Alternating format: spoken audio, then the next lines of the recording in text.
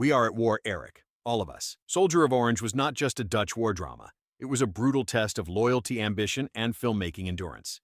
It was not a simple resistance epic, but a wild battleground where real explosives misfired, authentic fighter planes malfunctioned, and actors risked their lives for shots that looked painfully real. Chaos erupts on set. Storm tides flood locations. Tensions spike between performers and military advisors. Today we reveal 20 weird facts about Soldier of Orange. Fact number 15. The production begins with a shock. Director Paul Verhoeven wants absolute authenticity, so he demands real wartime machinery. Not replicas, but the real thing. That decision erupts into chaos almost instantly. The crew transports aging Dutch military vehicles to set, and some barely run. Engines stall, parts fall off, fuel leaks across call sheets. It is not careful planning, but desperate improvisation.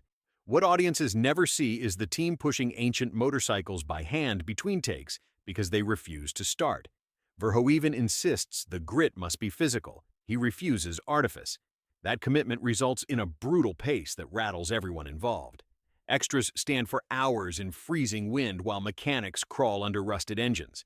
Yet the footage glows with lived reality, and the cracks in these machines create the visual texture that defines the film. It is exhausting. It is dangerous. It is unforgettable. Dinner fact number 14. The iconic beach landing sequence looks massive. Waves crash. Soldiers sprint through gunfire. Explosions tear the sand apart.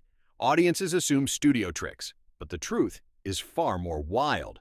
The team shoots the entire sequence during a violent shifting tide.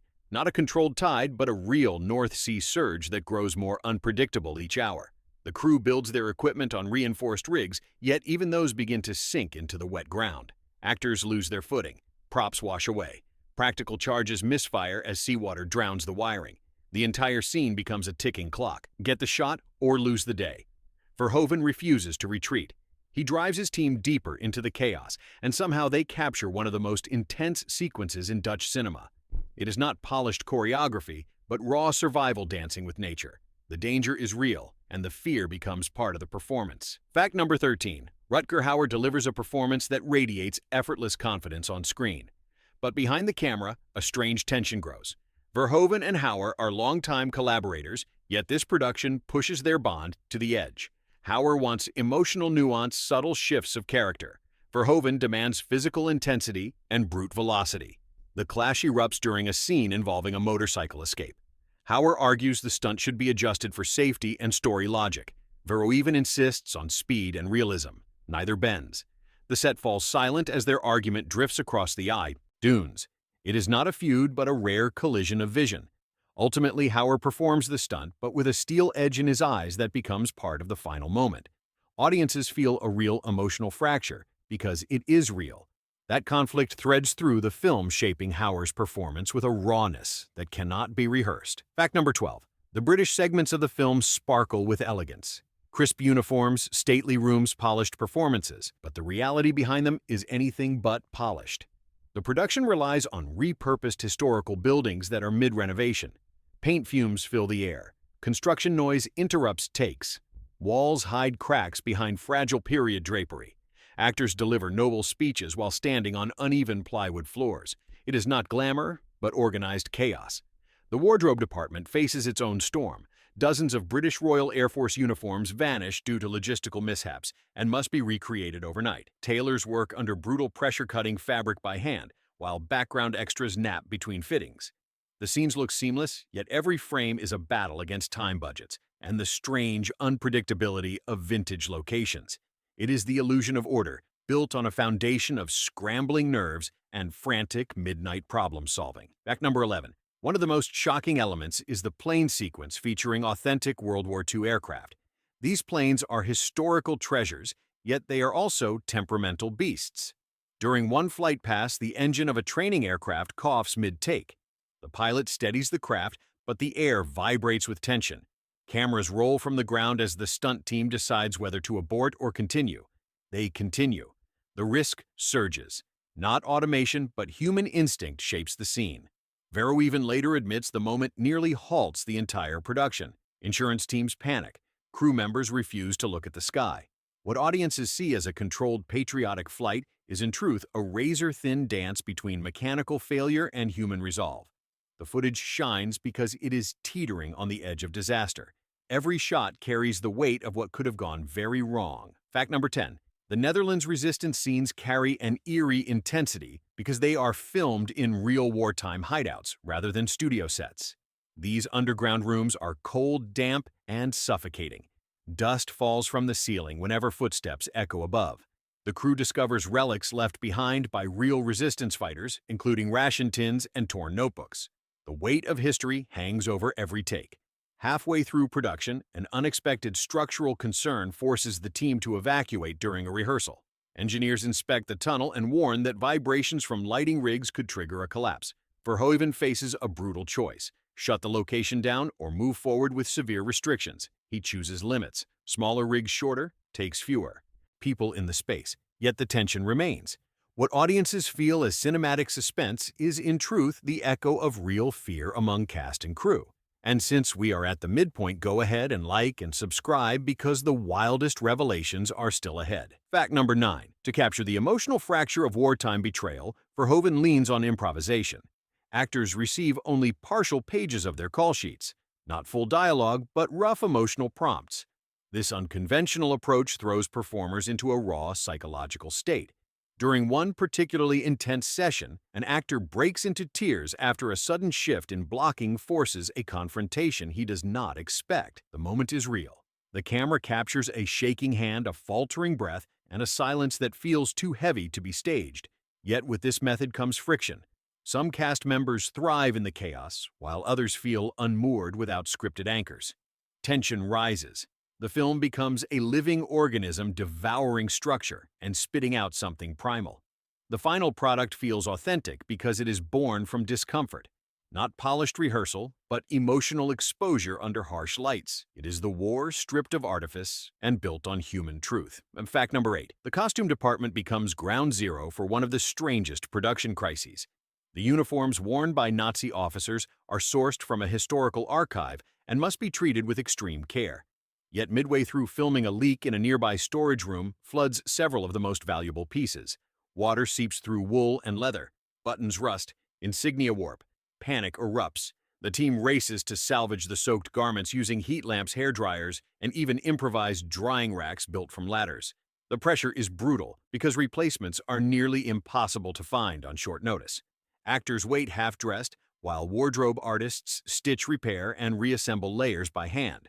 The chaos turns into a strange, creative triumph.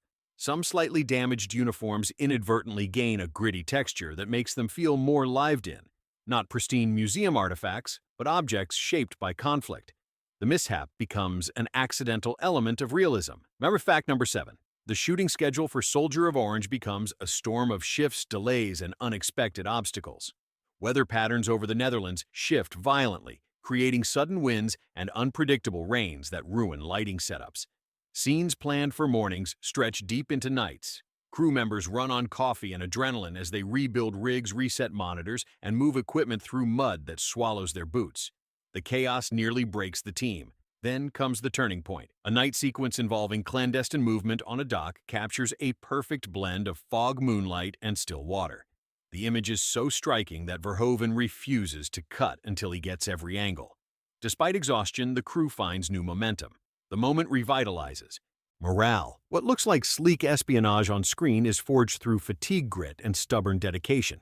It is filmmaking at the edge of collapse, yet held together by collective willpower. Fact number 6. One of the most emotionally charged scenes involves a resistance member facing an impossible choice under interrogation lighting. The stark shadows and oppressive atmosphere are not crafted in a studio, but created inside a decommissioned police facility with real holding cells. The doors are heavy steel, and the corridors echo with chilling acoustics. During filming, a sudden power fluctuation turns all lights off, plunging cast and crew into total darkness. For several minutes, no one can move safely. When power returns, the actors carry genuine tension into the next take. Their hands shake.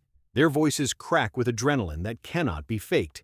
The fear becomes part of the performance. It is not staged terror, but a raw human response to being trapped inside a place built to break spirits.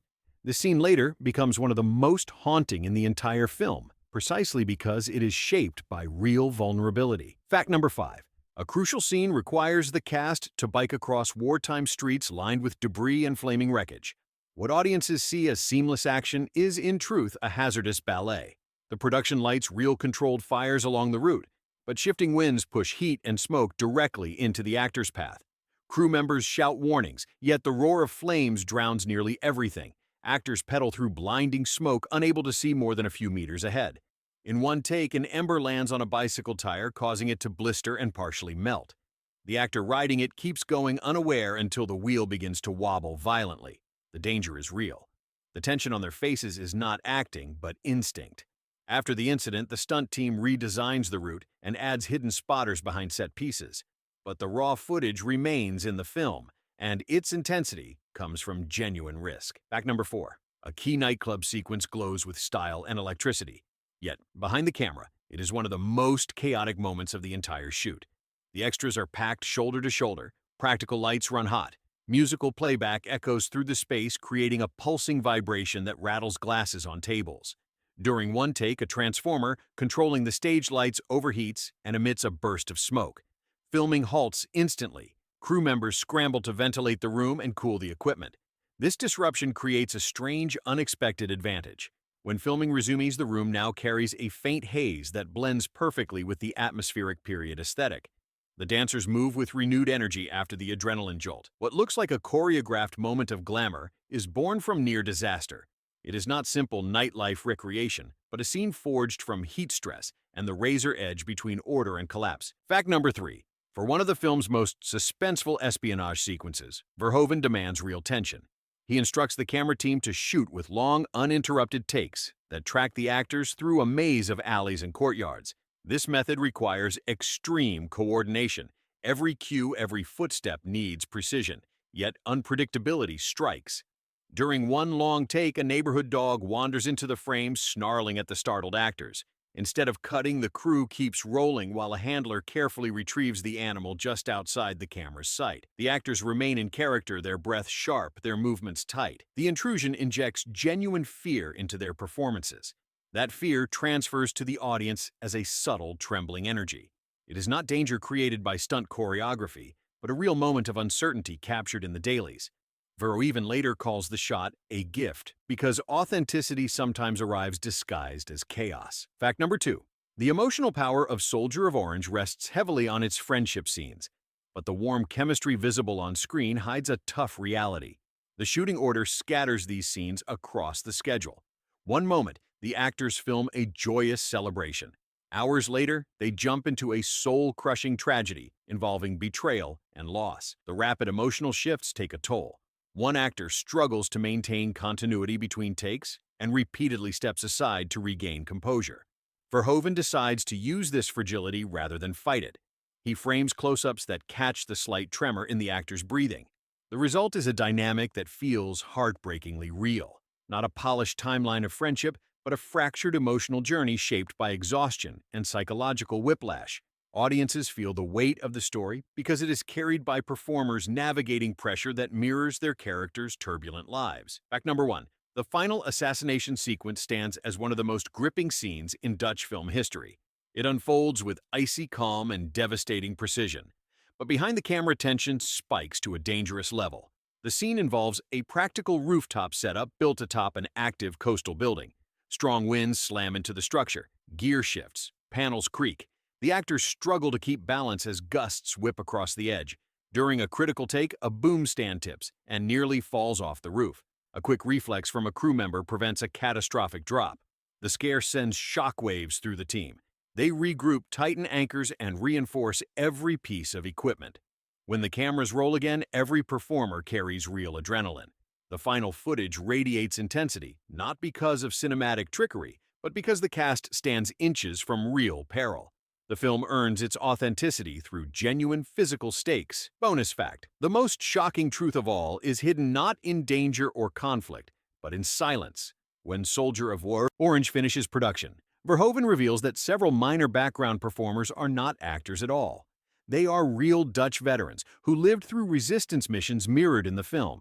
Their presence is kept quiet to avoid drawing attention, Yet they stand in key crowd scenes carrying memories heavier than any script. In one moment, a veteran quietly positions himself beside a prop bicycle, exactly the way he once hid during a real raid.